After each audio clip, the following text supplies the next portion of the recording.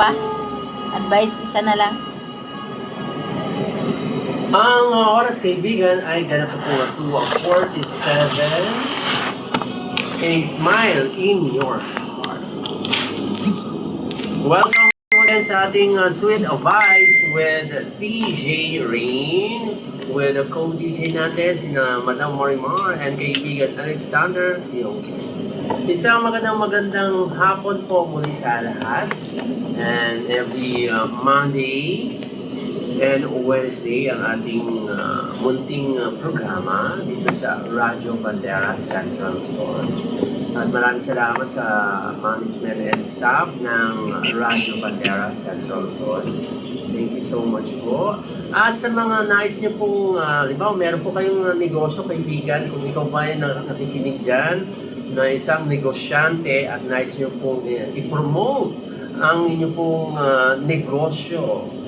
Kung meron po kayong mga produkto or serbisyo, welcome na welcome po kayo dito sa ating Sweet Bites with TJ Rain. Welcome po kayo na mai-promote po natin at welcome din po kayo na mag-guest sa ating programa.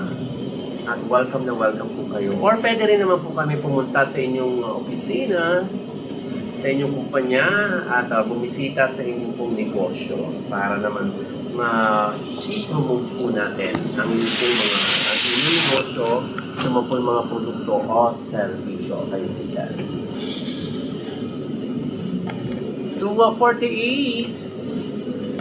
Ayan, alam mo, Madam Marimar and kaibigan Alexander, iba talaga kapag in the name of love at larangan ng pag-ibig ang pag-uusapan. Ang mga tao ay buhay na buhay at in love na in love pag-usapang pag-ibig. Di ba, Madam Marimar? Oo, ganun talaga. Super. 2:49 na po at magandang hapon po sa lahat. Kamusta po ang inyong araw ng Miyerkules?